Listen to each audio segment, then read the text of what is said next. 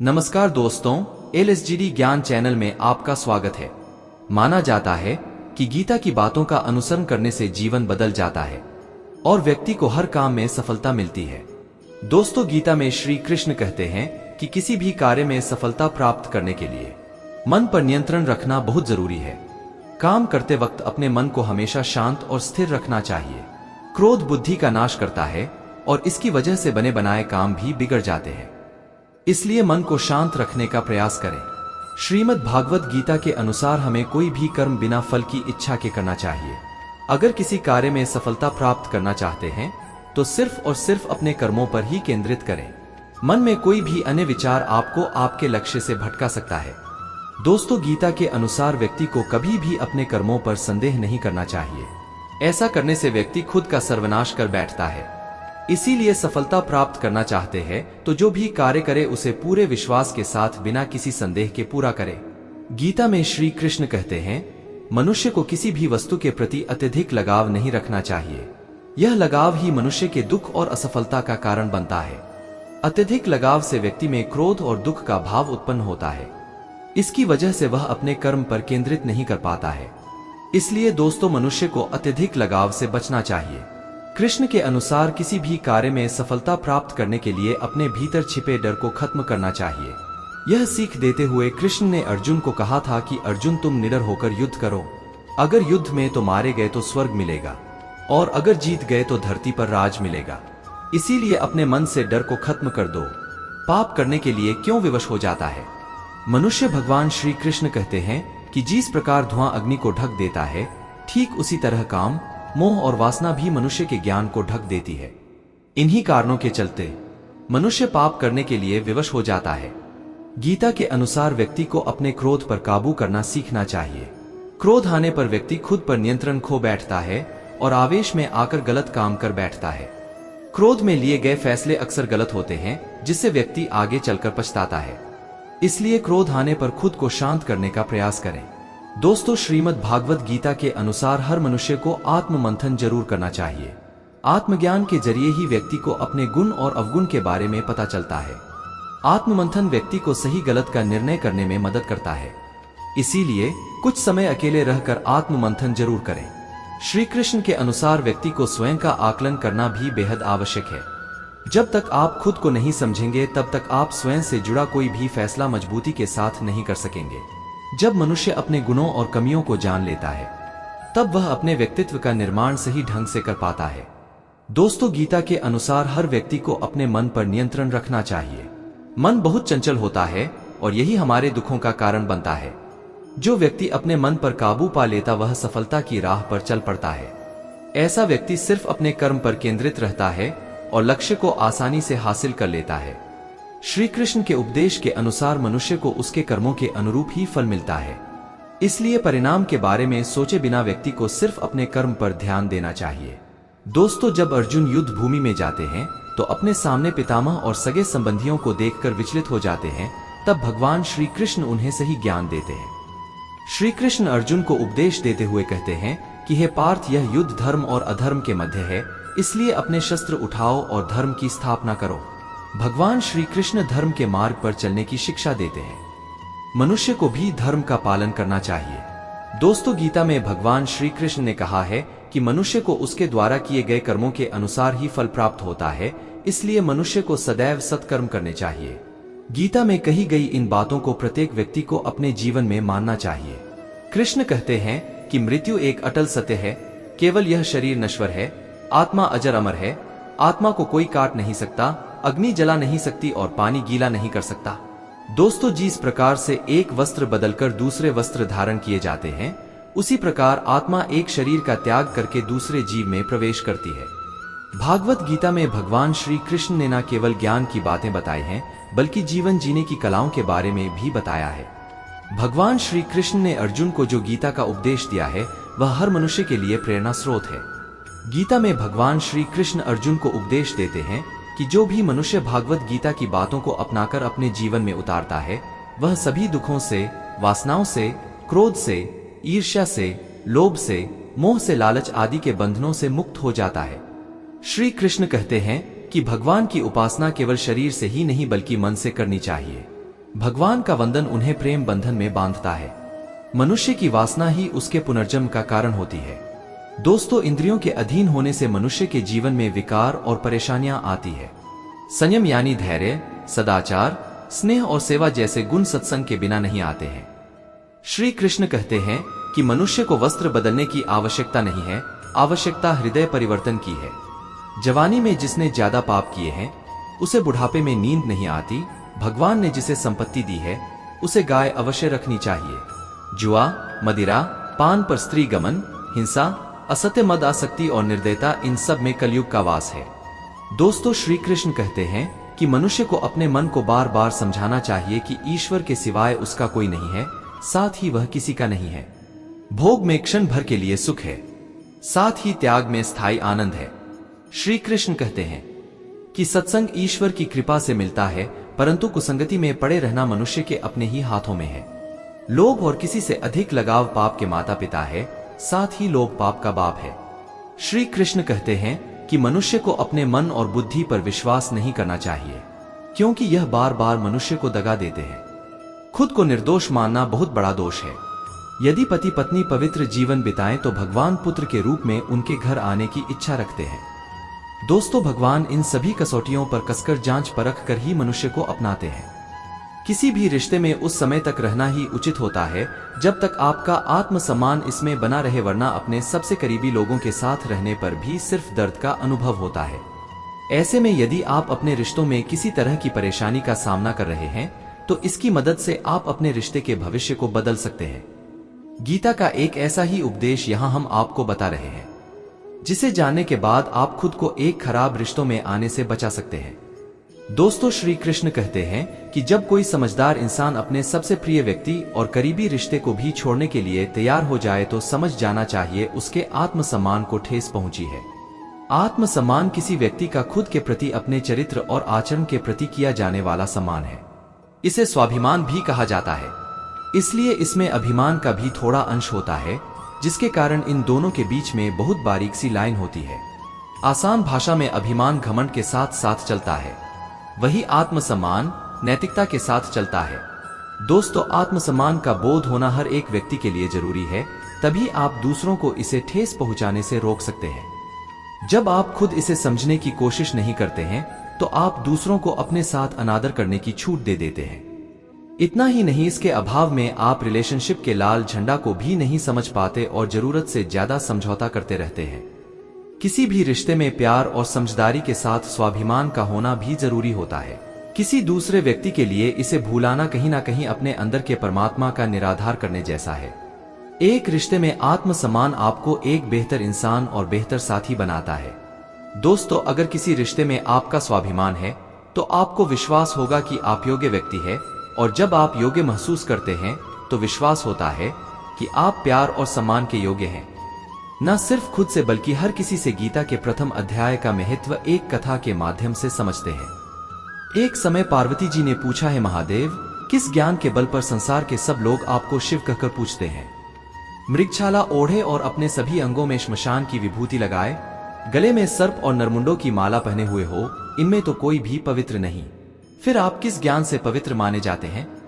तब महादेव ने उत्तर दिया कि हे प्रिय, सुनो, मैं गीता ज्ञान को अपने हृदय में धारण करने से पवित्र माना जाता हूँ। इस ज्ञान से मुझे बाहर के कर्म नहीं व्याप्त है। तब पार्वती जी ने कहा कि हे भगवान, जिस गीता ज्ञान की आप ऐसी स्तुति करते हैं, उसके श्रवण करने से कोई कृतार्थ भी हुआ है? महादेव ने उत्तर देते हुए कहा कि इस ज्ञान को सुनकर बहुत से जीव कृतार्थ हुए हैं और आगे भी होंगे। मैं तुम्हें एक पुरातन कथा कहता हूँ, तुम सुनो। एक समय पाता लोक में शेष नाग की शैया पर श्री नारायण जी नैन मूंदकर आनंद में मग्न थे। उस वक्त भगवान के चरण दबाते हुए लक्ष्मी जी ने पूछा, है प्रभु, निद्रा और आलस्य तो उन पुरुषों को व्यापता है दोस्तों जो जीव तामसी होते हैं, फिर आप तो तीनों गुणों से अतीत हो, आप तो वासुदेव हो, आप जो नेत्र मूंद रहे हो, इससे मुझे बड़ा आश्चर्य है। नारायण जी ने उत्तर देते हुए कहा, है लक्ष्मी, मुझको निद्रा आलस्य नहीं व्यापता। एक शब्द रूप जो भागवत गीता है उसमें जो ज्ञान है उसके आकार रूप है। ये गीता शब्द रूप अवतार है। इस गीता में यह अंग है, 5 अध्याय मेरे मुख है, 10 अध्याय मेरी भोजा है, 16वां अध्याय मेरा हृदय और मन और मेरा उद है, 17वां अध्याय मेरी जंगा है, 18वां अध्याय मेरे चरण है, गीता श्लोक ही मेरी नाड़िया है और जो गीता के अक्षर है वह मेरा रोम है। दोस्तों, ऐसा मेरा शब्द रूपी जो गीता ज्ञान है, उसी के अर्थ में हृदय में विचार करता हूँ और बहुत आनंद को प्राप्त होता हूँ। लक्ष्मी जी बोली, हे श्री नारायण जी, जब श्री गीता जी का इतना ज्ञान है, तब श्री नारायण ने कहा, हे लक्ष्मी, गीता ज्ञान को सुनकर बहुत से जीव कृतार्थ हुए हैं, सो तुम श्रवण करो। दोस्तों, एक व्यक्ति था जो चांद डालों के कर्म करता था और तेल नमक का व्यापार करता था। उसने एक बकरी पाली। एक दिन वह बकरी चराने के लिए वन में गया और वृक्ष से पत्ते तोड़ने लगा। वहां उसे एक सांप ने डस लिया, जिससे वह तुरंत मर गया। मरने के बाद उसने बहुत से नरक भोगे और फिर उसका जन्म बैल के रूप में हुआ। उस बैल को एक भिक्षुक ने मोल लिया। वह भिक्षुक उस पर चढ़कर सारे दिन मांगता फिरता। जो कुछ भिक्षा मांग कर लाता वह उसे अपने परिवार के साथ मिलकर खाता और वह बैल सारी रात द्वार पर खड़ा रहता। उसके खाने पीने का भी कोई ख्याल नहीं करता था और सुबह होते ही बैल पर चढ़कर फिर मांगने निकल जाता।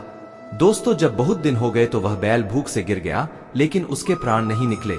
नगर के लोगों ने देखा तो उस बैल को कोई तीर्थ का फल दे देता तो कोई व्रत का फल दे देता, तब भी उस बैल के प्राण नहीं छूटे।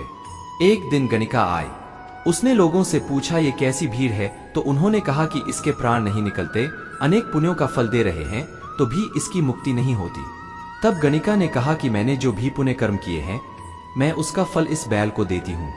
उसने एक दिन मन में विचार किया, जिस गणिका ने मुझे बैल की योनि से छुड़ाया था, उसका दर्शन करूं। विप्र चलते चलते गणिका के घर गया और कहा, आप मुझे पहचानती हैं? गणिका ने कहा, मैं नहीं जानती, तुम कौन हो? तब उसने कहा कि मैं वही बैल हूं जिसको आपने अपने पुण्य दिए थे। तब मैं बैल की योनि से छूटा था। अब मैं विप्र के घर जमा हूं, आप अपना पुण्य बताएं। गणिका ने कहा कि मैंने अपने जीवन में पुण्य नहीं किया, परंतु मेरे घर एक तोता है। दोस्तों, वह रोज सवेरे कुछ पढ़ता है, मैं उसका वाक्य सुनती हूँ, उस पुण्य का फल मैंने तुम्हें दे दिया। तब विप्र ने तोते से पूछा कि तू सवेरे क्या पढ़ता है? तोते ने कहा, मैं पिछले जन्म में विप्र का पुत्र था। मेरे पिता मुझे गीता के पहले अध्याय का पाठ सुनाया करते थे। एक दिन मैंने गुरु से कहा कि मुझको आपने क्या पढ़ाया है? तब गुरुजी ने मुझे श्राप दिया कि तू तोता बन जा। इसके बाद से मैं तोता बन गया। एक दिन बहेलिया मुझे पकड़ ले आया और एक विप्र ने मुझे मोल ले लिया। वह विप्र भी अपने पुत्र को गीता का पाठ सिखाता था। तब मैंने भी यह पाठ सीख लिया। दोस्तों, उसी दिन विप्र के घर में चोर घुस गए। उन्हें धन तो प्राप्त नहीं हुआ, लेकिन वह मेरा पिंजरा उठा ले आए।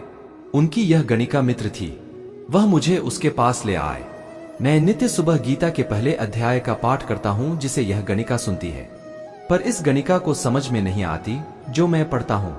वहीं इस गणिका ने तुम्हें निमित्त दिया था। दोस्तों, वह गीता के पहले अध्याय का फल था। तब विप्र ने कहा कि है तोते, तू भी विप्र है, मेरे आशीर्वाद से तेरा कल्याण हो।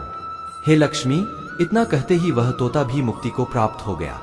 तब गणिका ने बुरे कर्म छोड़ भले कर्म ग्रहण किए और नित्य स्नान करके श्री गीता जी के प्रथम अध्याय का पाठ करना शुरू कर दिया, जिससे उसकी भी मुक्ति हो गई। दोस्तों, मनुष्य जो चाहे वह प्राप्त कर सकता है, बस जरूरत होती है तो वस्तु को प्राप्त करने की, लगन के साथ कार्य करने की। ऐसा करके व्यक्ति को सफलता अवश्य मिलती है। प्रकृति के विपरीत कार्य करके मनुष्य तनाव से ग्रसित हो जाता है। यही तनाव मनुष्य के विनाश का कारण बनता है।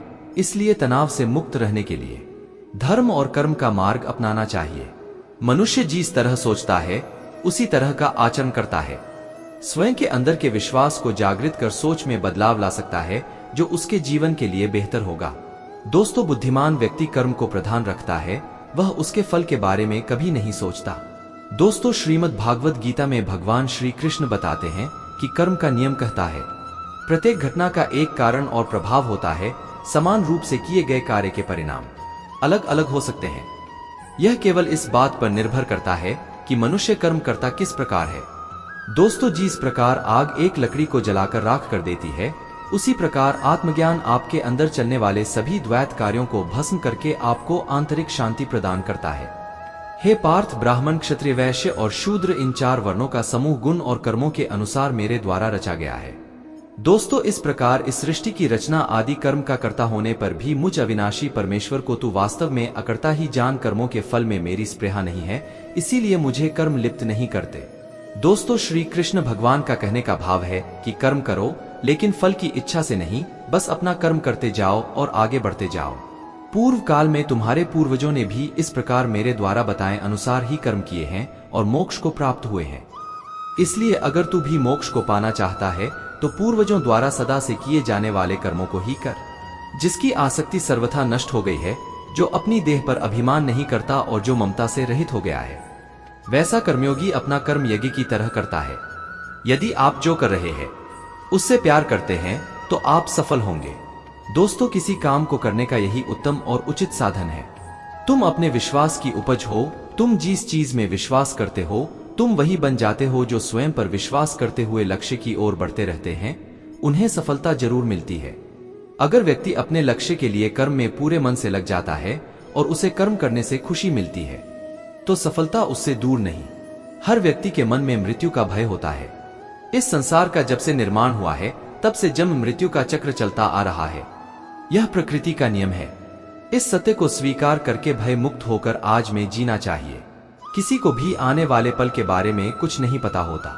श्री कृष्ण अर्जुन से कहते हैं कि व्यक्ति कर्म करने के लिए ही पैदा हुआ है और बिना कर्म किए कोई रह नहीं सकता। फल की चिंता करना व्यर्थ है, क्योंकि इससे मनुष्य का मन काम से भटकने लगता है। दोस्तों, किसी कर्म से सफलता नहीं मिलती तो क्या हुआ? असफलता भी ज्ञान के द्वार खोलती है। अगर बिना फल की चिंता किए कर्म करते रहोगे तो सफलता और मन की शांति जीवन भर तुम्हारा साथ नहीं छोड़ेगी। जो कर्म फल से विरक्त होकर कर्म करता जाता है उसका आध्यात्मिक ज्ञान बढ़ता है। जो व्यक्ति हमेशा स्वार्थ प्रेरित होकर फल की चिंता करते हुए कर्म करते हैं और सिर्फ फल ही उन्हें कर्म करने को प्रेरित करता है।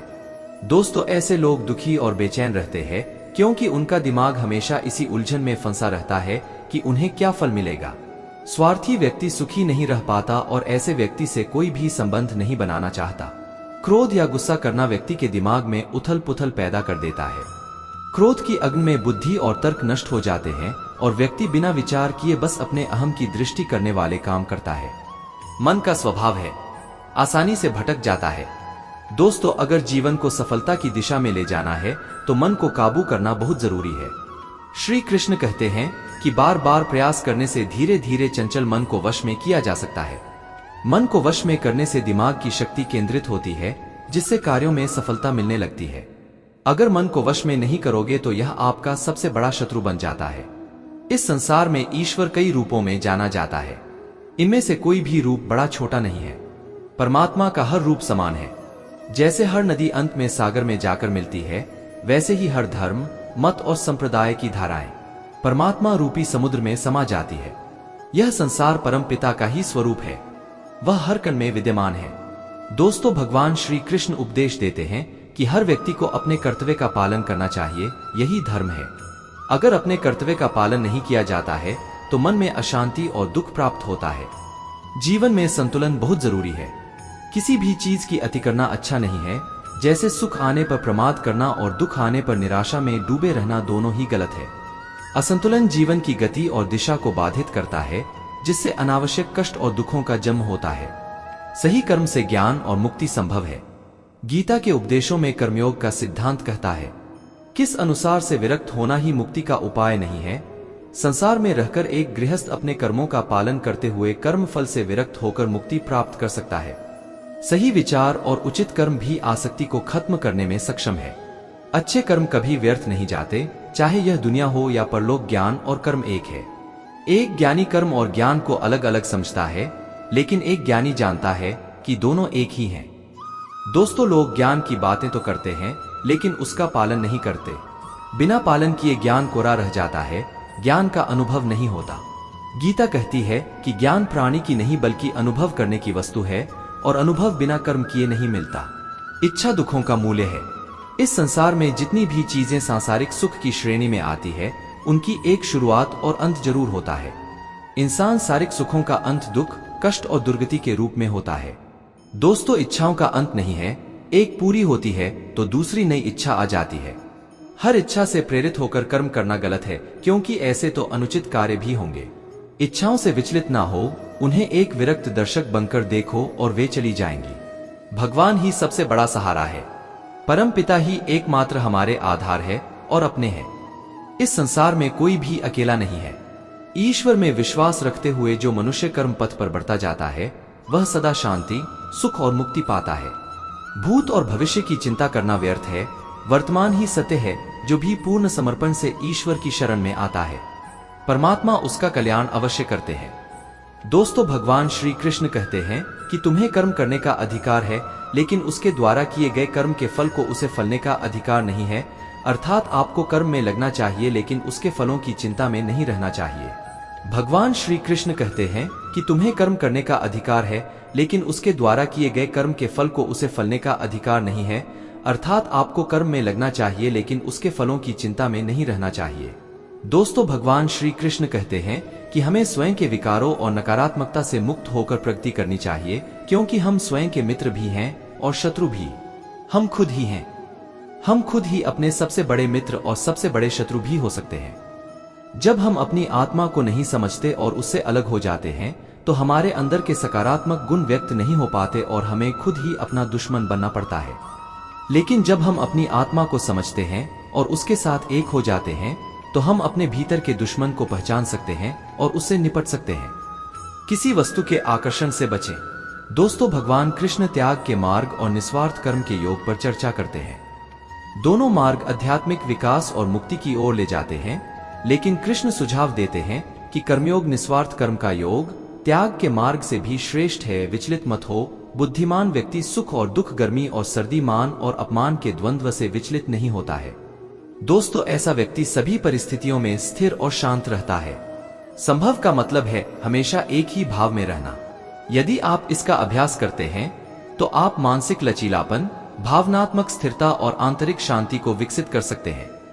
यह हमें आवेगपूर्ण प्रतिक्रिया करने के बजाय स्पष्टता और बुद्धिमत्ता के साथ कार्य करने, सुविचारित निर्णय लेने में भी मदद करता है।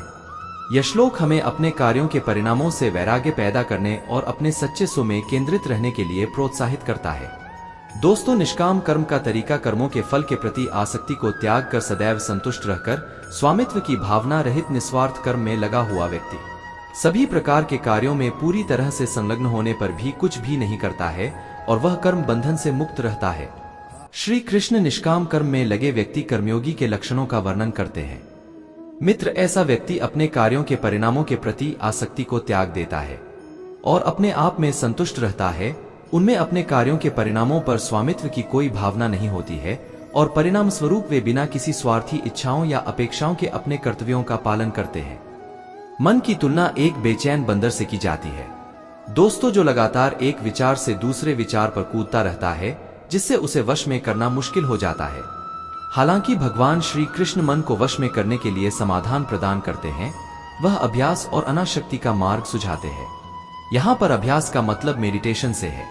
नियमित अभ्यास से मन को अधिक एकाग्र और शांत होने के लिए प्रशिक्षित किया जा सकता है। त्याग ही सर्वोच्च शांति का रास्ता है। बिना मर्म को जाने किए गए अभ्यास से ज्ञान श्रेष्ठ होता है, ज्ञान से बेहतर ध्यान होता है और ध्यान से श्रेष्ठ कर्मों के फलों का त्याग होता है, क्योंकि त्याग ही आपको परम शांति की ओर ले जाता है। दोस्तों, भगवान श्री कृष्ण जी ने निष्कर्ष निकाला कि पूर्ण वैराग्य या त्याग सर्वोच्च शांति की ओर ले जाता है, जिसका अर्थ है सर्वोच्च प्राप्ति, आंतरिक शांति और परमात्मा के साथ एकता की स्थिति। आध्यात्मिक ज्ञान और परम शांति प्राप्त करने में ज्ञान, अभ्यास, ध्यान और वैराग्य के महत्व पर जोर देते हुए क्रमिक आध्यात्मिक विकास के मार्ग पर प्रकाश डालता है। अहंकार से प्रेरित नहीं है, मतलब जिसके अंदर कर्ता का भाव नहीं है, जिसकी बुद्धि सांसारिक पदार्थों से दूषित नहीं है, वह सभी प्रकार के कार्यों में लगा हुआ भी पाप के बंधन से मुक्त रहता है। स्थिर बुद्धि के लक्षण जो सर्वत्र आसक्ति से रहित है। तुम उन लोगों के लिए शोक करते हो जो शोक करने के योग्य नहीं है और फिर भी ज्ञान की बातें कहते हैं। दोस्तों, बुद्धिमान व्यक्ति ना तो जीवित लोगों के लिए शोक करते हैं और ना ही मृतकों के लिए। श्री कृष्ण यह इंगित करके प्रारंभ करते हैं कि अर्जुन का दुख गलत है। वह उन लोगों के लिए दुहक मना रहा है जो उसके दुख के पात्र नहीं है। भगवान कहते हैं, जो मित्र और शत्रु के प्रति सम है, समान और अपमान में, गर्मी और सर्दी, सुख और दुख में संभव रखते हैं, जो आसक्ति से मुक्त है, जो अपने रास्ते में जो भी मिलता है उससे संतुष्ट रहते हैं, जो नियंत्रित और स्थिर मन रखते हैं और जो है मेरे प्रति समर्पित, ऐसा व्यक्ति मुझे प्रिय है। भगवान बताते हैं कि वह सर्वोच्च व्यक्ति के रूप में उन लोगों के विश्वास को मजबूत करते हैं जो अटूट भक्ति के साथ उनकी पूजा करते हैं, चाहे वे किसी भी रूप में उनकी पूजा करना चुनते हैं। काम, क्रोध और लोभ व्यक्ति का नाश कर देता है। दोस्तों, जिस नजर से आप इस दुनिया को देखोगे, ये दुनिया आपको वैसे ही नजर आएगी। किसी घर में एक साथ रहना परिवार नहीं कहलाता, बल्कि एक साथ जीना, एक दूसरे को समझना और एक दूसरे की परवाह करना परिवार कहलाता है। मन में उतरना और मन से उतरना केवल व्यवहार पर निर्भर करता है। जो जैसा है उसे वैसा ही अपना लो, रिश्ते निभाने आसान हो जाएंगे। अपमान करना किसी के स्वभाव में हो सकता है, पर सम्मान करना हमारे संस्कार में होना चाहिए। दोस्तों, नजर अपनी कमियों पर भी रखो। हमेशा सामने वाला गलत नहीं होता। अपनों ने ही सिखाया है कि कोई अपना नहीं होता, चाहे कितनी भी कोशिश कर लो। जो आपका है ही नहीं वो आपका कभी होगा भी नहीं। नींद भी कितनी अजीब चीज होती है। आ जाए तो सब कुछ भुला देती है और ना आए तो बहुत कुछ याद दिला देती है। रिश्तों के बाजार में अक्सर वही लोग अकेले रह जाते हैं जो दिल और जुबान के पक्के होते हैं। हर रिश्ते में मुनाफा मत खोजिए, कुछ रिश्ते सुकून भी दे जाते हैं। दोस्तों, भागवत गीता के अध्याय 16 के 21वें श्लोक में भगवान श्री कृष्ण जी अर्जुन से कहते हैं, 3 द्वार आत्मा विनाशकारी नरक की ओर ले जाते हैं, काम, क्रोध और लालच। इसलिए व्यक्ति को इन तीनों को त्याग देना चाहिए। अपने कर्म में लगे रहो। भागवत गीता के अध्याय 18वां श्लोक 48 में भगवान श्री कृष्ण अर्जुन को अपनी अंतिम शिक्षा देते हैं और पूरे धर्म ग्रंथ में उनके मार्गदर्शन का सार संक्षेप में बताते हुए कहते हैं, हे कौन्ते, ये अपने स्वाभाविक कर्तव्यों का पालन बिना आसक्ति के करें, भले ही उनमें दोष हो। सभी कर्म दोषों से ढके होते हैं, जैसे आग धुएं से ढकी होती है। दोस्तों, अपने मन और बुद्धि को ईश्वर को अर्पण करो। जो योगी संतुष्ट, संयमी, दृढ़ विश्वास वाला, आत्मसमर्पित है और जिसका मन और बुद्धि मुझे समर्पित है, ऐसा भक्त मुझे बहुत प्रिय है। इच्छाओं को मन में न दोहराएं। भागवत गीता के अध्याय 6 श्लोक 25 में भगवान श्री कृष्ण अर्जुन को शिक्षा देते हैं कि शांत मन, अभ्यास से संयमित और पूरी तरह से भगवान में लीन होने पर व्यक्ति को ना तो किसी भी इंद्रिय विषयों के बारे में सोचना चाहिए और ना ही किसी भौतिक इच्छाओं में मन को लगाना चाहिए। एक समय की बात है, एक महात्मा अपने शिष्य के साथ घूमने के लिए निकले। महात्मा को इधर उधर की बातें करना बिल्कुल भी पसंद नहीं था।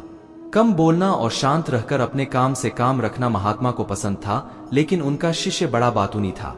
दोस्तों, वह सारा दिन इधर उधर की बातें ही किया करता था और दूसरों की बातों में उसे बहुत आनंद आता था। चलते चलते जब महात्मा और उनका शिष्य एक तालाब के पास से गुजर रहे थे तो उन्होंने वहां एक मछुआरे को पानी में जाल डाले मछली पकड़ते हुए देखा। शिष्य को यह बात बहुत बुरी लगी और वह मछुआरे को अहिंसा परमोधर्म का उपदेश देने लगा। दोस्तों, लेकिन मछुआरा उसकी कोई बात समझने को तैयार नहीं हुआ। पहले मछुआरा शिष्य की बात को टालता रहा, लेकिन जब शिष्य उसकी बात नहीं माना तो दोनों के बीच में लड़ाई झगड़ा शुरू हो गया। जब दोनों आपस में बहस कर रहे थे तो महात्मा आगे निकल गए, लेकिन जब महात्मा ने दोनों को आपस में झगड़ते हुए देखा तो वह वापस लौटे और शिष्य को अपने साथ चलने के लिए कहा और शिष्य का हाथ पकड़कर महात्मा उसको अपने साथ ले गए। महात्मा ने शिष्य को कहा, बेटा, हमारा काम तो सिर्फ समझाना है, लेकिन भगवान ने हमें सजा देने के लिए धरती पर नहीं भेजा है। शिष्य ने कहा, गुरुजी, हमारे राजा को इस तरह के लोगों के बारे में पता है जो इस तरह के बुरे कार्य करते हैं और ना ही वह इनको दंड देते हैं। दोस्तों, आखिर इस तरह के लोगों को सजा कौन देगा? शिष्य की बात सुनकर महात्मा ने कहा कि बेटा, तुम परेशान मत हो, इनको सजा देने वाली भी एक अलौकिक शक्ति इस दुनिया में है जो सब कुछ जानती है। भगवान की नजर सबके ऊपर है और वह सबके कर्मों का हिसाब रखते हैं। इसलिए तुम अभी चलो, तुम्हारा उससे झगड़ा करने का कोई फायदा नहीं है। शिष्य गुरुजी की बात सुनकर संतुष्ट हो गया और उनके साथ चल दिया। दोस्तों, इस बात को बीते हुए 2 वर्ष का समय निकल चुका था। एक दिन महात्मा और उनका शिष्य फिर उसी नदी के पास से गुजर रहे थे। शिष्य भी 2 साल पहले वाली मछुआरे वाली घटना भूल चुका था। वहां उन्होंने एक घायल सांप को देखा जो बहुत परेशानी में था। उस सांप को हजारों चींटियां नोच नोच कर खा रही थी। शिष्य ने यह दृश्य देखा तो उसका दिल करुणा से भर गया। उससे यह सब देखा नहीं गया। वह सांप को बचाने के लिए जाने ही लगा था कि महात्मा ने उसका हाथ पकड़ लिया और उसको जाने से मना कर दिया। दोस्तों, शिष्य ने गुरु से पूछा, आप मुझे सांप को बचाने के लिए क्यों नहीं जाने दे रहे? महात्मा ने कहा, इस सांप को अपने कर्मों का फल भोगने दो। अगर तुमने इसको बचाने की कोशिश की तो इस बेचारे को अगले जन्म में फिर यह दुख भोगने पड़ेंगे, क्योंकि कर्म का फल सभी को भोगना पड़ता है। शिष्य ने महात्मा से पूछा कि गुरुजी, इसमें ऐसा कौन सा कर्म किया है जो यह इतना भयंकर कष्ट भोग रहा है? महात्मा ने कहा कि यह वही मछुआरा है जिसको तुमने 2 साल पहले मछलियों का न मारने का उपदेश दिया था और वह तुम्हारे साथ लड़ने के लिए तैयार हो गया था। वह मछलियों ही यह चींटियां हैं जो इसको नोच नोच कर खा रही है। शिष्य महात्मा की बात सुनकर हैरान हो गया और उसने महात्मा से पूछा कि गुरुजी यह तो बड़ा ही अजीब सा न्याय है। दोस्तों, महात्मा ने कहा, बेटा इस दुनिया में स्वर्ग और नरक के सारे दृश्य मौजूद है। तुम्हें इस धरती पर हर जगह ईश्वर के न्याय के नमूने देखने को मिल सकते हैं, इसलिए अपने कर्म को हमेशा याद रखना चाहिए। तब महात्मा ने कहा कि हमारे जीवन का हर पल बहुत ही कीमती है, इसलिए इस जीवन को बुरे कर्म करके बर्बाद नहीं करना चाहिए। शिष्य को गुरुजी की बात समझ में आ गई। दोस्तों, यदि हम अपने जीवन में बहुत ज्यादा अच्छे कर्म करते हैं तो उसी के फलस्वरूप भगवान हमारे साथ न्याय करेंगे। इसलिए हमें जीवन में हमेशा अच्छे कर्म करने चाहिए। आप केवल निस्वार्थ भाव से कर्म कीजिए, केवल वही आपके हाथ में है। दोस्तों, मनुष्य कितना भी गोरा क्यों ना हो, परंतु उसकी परछाई सदैव काली होती है। मैं श्रेष्ठ हूँ यह आत्मविश्वास है, लेकिन सिर्फ मैं ही श्रेष्ठ हूँ यह अहंकार है। व्यक्ति जो चाहे बन सकता है यदि विश्वास के साथ वस्तु पर लगातार चिंतन करे। प्रेम सदैव माफी मांगना पसंद करता है और अहंकार सदैव माफी सुनना पसंद करता है। जो रास्ता ईश्वर ने आपके लिए खोला है उसे कभी भी कोई बंद नहीं कर सकता। मनुष्य का जीवन केवल उसके कर्मों पर चलता है। जैसा कर्म होता है वैसा उसका जीवन होता है। एक बार माफ करके अच्छे बन जाओ, परंतु दोबारा उसी इंसान पर भरोसा करके बेवकूफ कभी ना बनो। मन की गतिविधियों, होश, श्वास और भावनाओं के माध्यम से भगवान की शक्ति सदा तुम्हारे साथ है। दोस्तों, जीवन में आधे दुख इस वजह से आते हैं क्योंकि हमने उनसे आशाएं रखी जिनसे हमें नहीं रखनी चाहिए थी। मैं ही इस सृष्टि की रचना करता हूँ, मैं ही इसका पालन पोषण करता हूँ और मैं ही इस सृष्टि का विनाश करता हूँ।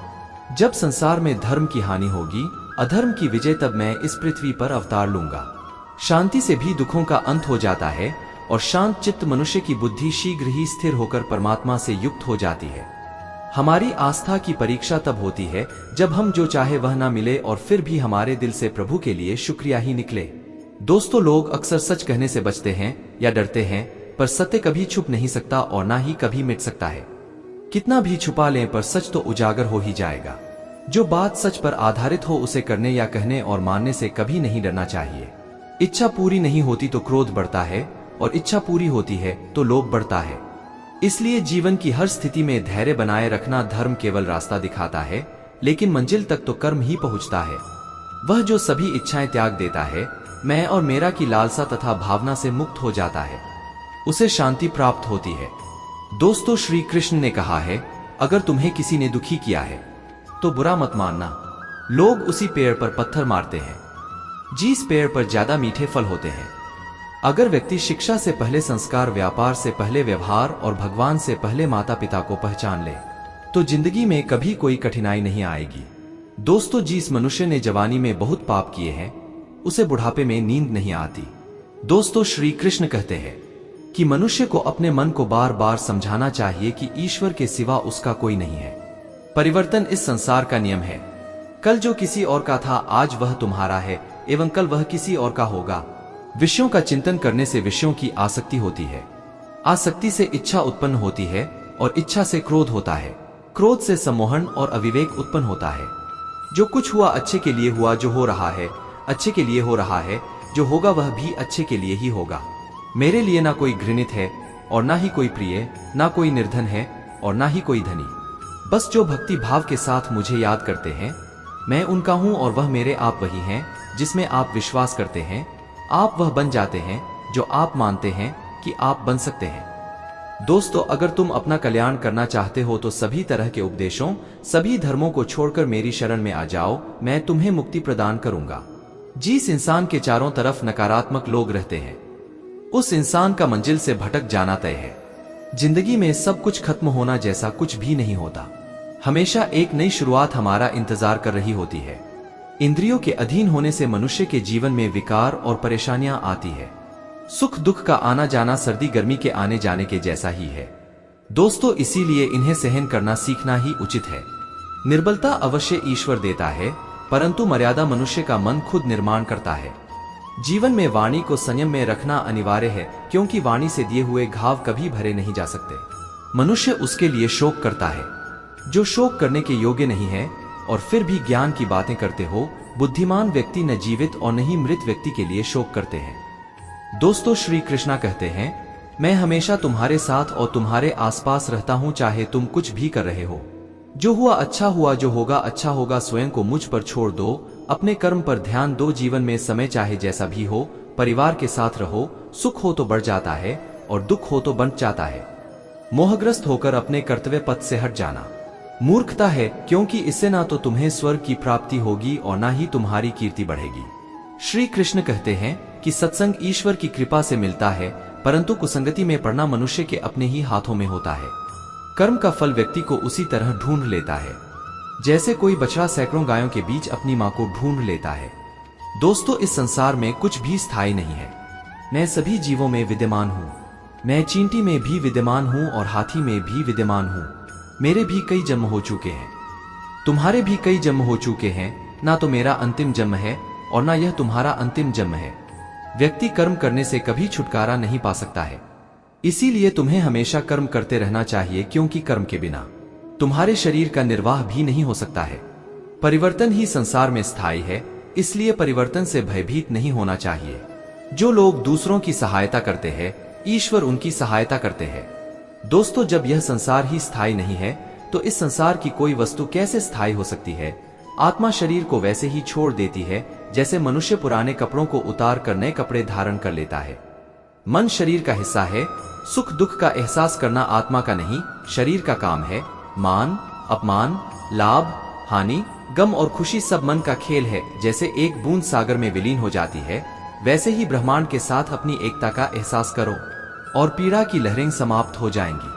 सफलता को अपना एकमात्र मार्गदर्शक ना बनाए, नहीं असफलता को एकमात्र शिक्षक। दोनों से सीखे, क्योंकि वे विकास के पथ पर मील के पत्थर है। ज्ञान का दीपक अज्ञानता के अंधेरे को दूर करता है। इसे जिज्ञासा से प्रज्वलित करें और इसे विनम्रता से ईंधन दे। सच्चा त्याग कर्तव्यों का परित्याग नहीं है, बल्कि उनके परिणामों के प्रति आसक्ति का परित्याग है। दोस्तों, जिस प्रकार कमल गंदे पानी से बिना मैले उगता है, उसी प्रकार अपनी आत्मा से निष्कलंक होकर सांसारिक चुनौतियों से ऊपर उठे। अतीत को जाने दो, यह अब मौजूद नहीं है। भविष्य को पकड़ो या अभी बाकी है। वर्तमान में पूरी तरह से जियो, क्योंकि यह सृजन का कैनवास है।